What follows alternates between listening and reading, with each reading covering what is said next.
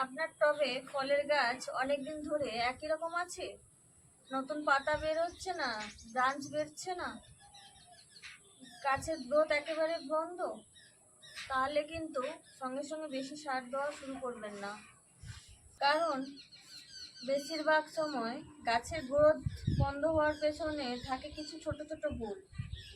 আজকের ভিডিওতে আমি বলবো 7টি ভুল, যেগুলো ফলের গ্রোথকে আটকে দিতে পারে। ভিডিও শেষে বনস্টিপটাও একদম মিস করবেন।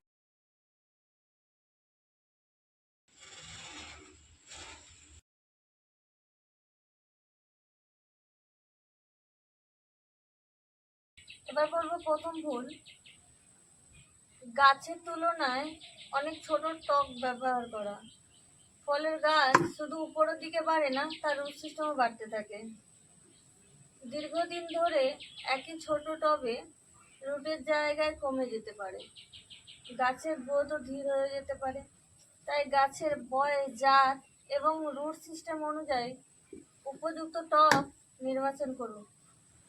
তবে মনে রাখবেন, এক লাফে বিশাল বড় টবে বসিয়ে দেওয়া খুবই ভালো নয়। টব পরিবর্তনের সময় রুটের অবস্থা এবং গাছের প্রয়োজন বুঝে সিদ্ধান্ত নিন।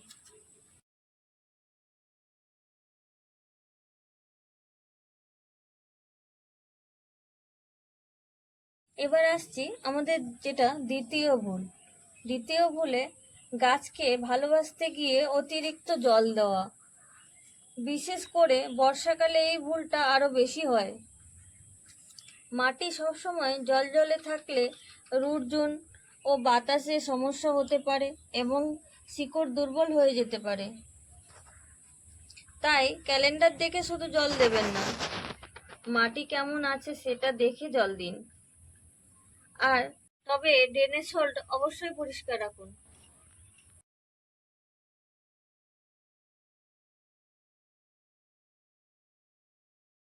তৃতীয় ভুল, গাছ বাড়ছে না দেখলে বেশি বেশি সার দেওয়া। এটা কিন্তু খুব কমন মিস্টেক। গাছের গ্রোথের জন্য শুধু ফার্টিলাইজার নয়, প্রয়োজনে সঠিক আলো, জল, রুট হেলথ এবং উপযুক্ত গ্রোয়িং মিডিয়াম। তাই একসঙ্গে অনেক ধরনের সার দেবেন না। গাছের বয়স ও প্রয়োজন অনুযায়ী ব্যালেন্স ফিটিং করুন এবং গাছের দুর্বল বা রুট সমস্যা থাকলে সেই সমস্যা ঠিক করুন।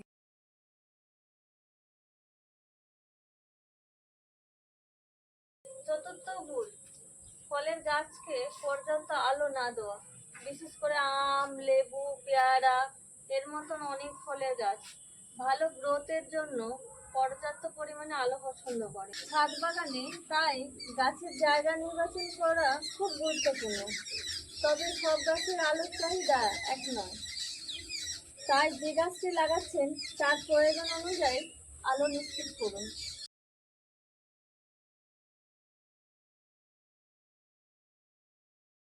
এবার আসি পঞ্চম ভুলে, শুধু সাধারণ বাগানে মাটি দিয়ে দীর্ঘদিন ফলের গাছ চালানোর চেষ্টা করা। টবের মাটি এমন হওয়া দরকার যাতে জল বেরোতে পারে, আবার প্রয়োজনে মশায় ধরে রাখতে পারে এবং রুটের জন্য পর্যাপ্ত বাতাস থাকে। মাটি যদি শক্ত হয়ে যায় বা ড্রেনেজ খারাপ হয়, তাহলে গাছের রুট সিস্টেম সমস্যায় পড়তে পারে।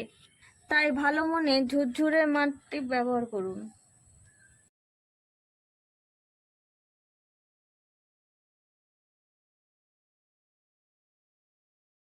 ষষ্ঠ ভুল, ছাদে জায়গা বাঁচাতে টবগুলো একেবারে গাদাগাদি করে রাখবেন না।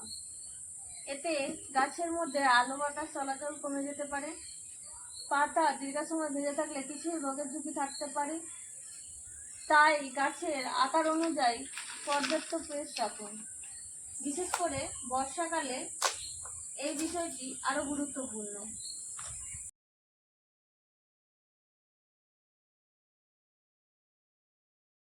এবার আসি সপ্তম ভুলটা সবচেয়ে সহজ কিন্তু সবচেয়ে গুরুত্বপূর্ণ, গাছকে নিয়মিত অবজার্ভ না করা। অনেকেই মাসের পর মাস শুধু জল আর সার দিয়ে যায়,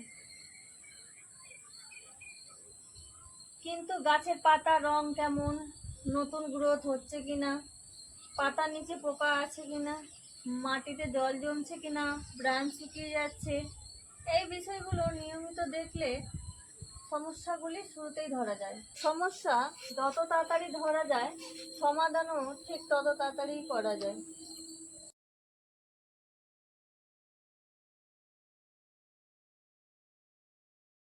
এবারে আসবো আমাদের বনস্থিতি।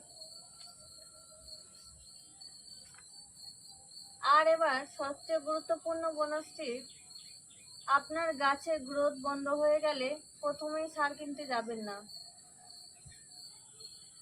প্রথমে 4টে বিষয় চেক করুন: আলো ঠিক আছে, মাটি ঠিক আছে, ড্রেনেজ ঠিক আছে, রুটের কোনো সমস্যা আছে কিনা।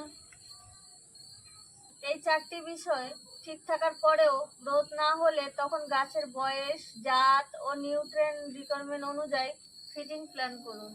মনে রাখবেন, সমস্যা না বুঝে সার দেওয়া নয়, আগে সমস্যা বুঝুন, তারপর সমাধান করুন। বন্ধুরা, এই 7টি ভুলের মধ্যে আপনি কোন ভুলটি আগে করেছেন? কমেন্টে আপনার গাছের নাম ও সমস্যা অবশ্যই লিখে জানান। যেমন আম গাছ, পেয়ারা গাছ, লেবু গাছ, ডালিম বা কমলা, যে গাছই হোক, আমরা চেষ্টা করব পরের ভিডিওতে সেই সমস্যার সমাধান নিয়ে বিস্তারিত আলোচনা করার জন্য। ভিডিওটি উপকারী মনে হলে লাইক করুন এবং একজন ছাদ বাগান প্রেমীকে শেয়ার করুন।